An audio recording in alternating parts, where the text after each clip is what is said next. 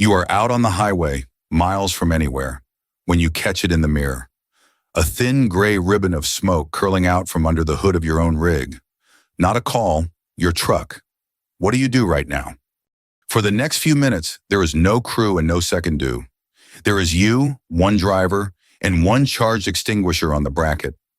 What you do and what you do not do decides whether this stays a repair bill or becomes a fire on the shoulder of the road. Vehicle fires and accident procedures. When the emergency is your own truck, how to keep it small, fight it with the right agent, and work the scene without making it worse. Start with why they burn, because the fix usually lives in prevention. A heavy vehicle catches fire in 4 main ways. Learn the 4, and you know exactly where to look before you ever turn a key. 1. After a crash.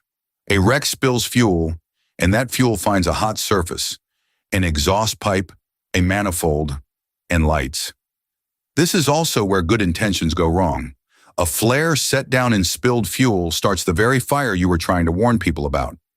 2. Tires. An underinflated tire flexes and builds heat, and dual tires that touch each other grind up friction heat between them.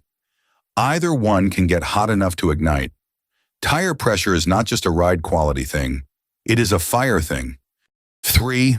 Electrical. Damaged insulation and loose connections throw short circuits, and a short throws sparks and heat right where the wiring runs. Frayed, chafed, or dangling wire is a fire waiting on a bump in the road. 4. Fuel handling. Smoking anywhere near fueling, fueling carelessly, or leaving a loose fuel connection. Any one of them puts vapor and a spark in the same place at the same time. Fuel does not have to spill to burn. The vapor is enough. Here is the good news buried in all of that. Every one of those 4 shows itself in the pre-trip. Check the electrical system, check the fuel system, check the tires, and confirm the extinguisher is charged. Most vehicle fires are prevented in the walk-around, not fought on the shoulder. Say it happens anyway. First move, get off the road and stop. But where you stop matters. You want open ground, away from buildings, away from trees and brush, away from other vehicles, away from anything that can catch and carry it. And do not, under any circumstances, pull into a service station. That is parking a fire next to the fuel. Once you are stopped, notify emergency services of your problem and your location. Then keep it from spreading before you try to fight it. And remember what a fire eats: air. With an engine fire, shut the engine off as soon as you can, and do not open the hood if you can avoid it. Lifting that hood hands the fire a lungful of air, and it flares up in your face. Instead, put the extinguisher or foam in through the louvers, through the radiator, or from underneath. Hit it without feeding it. Same principle in the box. With a cargo or compartment fire, keep the doors shut. Opening them gives the fire the oxygen it is starving for, and it can flare violently the moment you crack the seal. Fight it through the gaps and keep it boxed. Now fighting it. The single biggest mistake is reaching for the wrong agent. And the wrong agent does not just fail, it makes the fire worse. So match the agent to what is actually burning.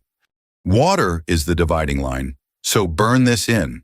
On a fuel or grease fire, water spreads the burning liquid and carries the fire with it. Use a BC-rated extinguisher, dry powder, or smother a small one with sand or dirt. On an electrical fire, water is a shock hazard, again, BC. But tires are the exception that flips it. Tires must be cooled or they reignite, so tires get lots of water. And plain wood, paper, or cloth takes an ABC extinguisher or water. You have got the right agent in your hands. Now use it right. 4 things. Stay as far from the fire as you can. Put yourself upwind so the wind carries the agent onto the fire instead of carrying the fire's heat onto you. Aim at the source, the base of the fire, not up in the flames where you are just cooling smoke, and keep applying until the material is cooled. No smoke and no flame does not mean it is out. It means it went quiet. One rule sits above all of it. Only try to put a fire out if you know what is burning and how to fight it. If you are not sure, you get clear and you wait for the firefighters. Now, there is a good chance you are the person the rest of the world waits for. But behind the wheel on this exam, the answer does not change. If you do not know what is feeding that fire, you wait. Some days that is a hard swallow. It is still the right call, and it is still the right answer on the test. Change of scene. Now you are first on an accident or you are in one. 3 jobs and they run in this order. Protect the area, notify authorities, care for the injured. The order is the whole lesson. You protect first because everything else depends on the scene not getting worse. Protect the area first because the worst thing that can happen now is a second crash into the first. Park off the roadway if you can. Put on your 4-way flashers and set out your reflective triangles to warn the traffic coming up behind you. You make the scene safe before you do anything else in it. Then care for the injured, but only if trained help is not there yet and only within what you actually know how to do.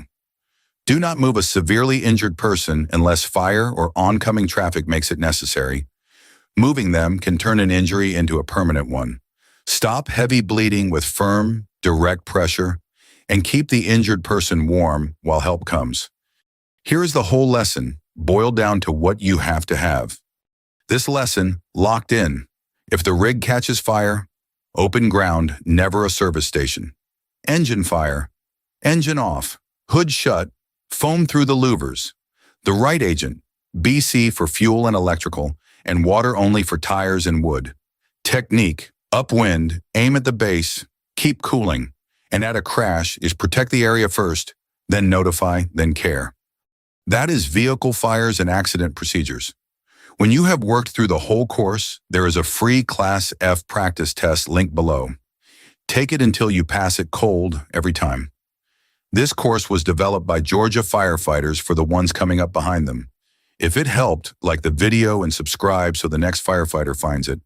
Bring the rig home safe.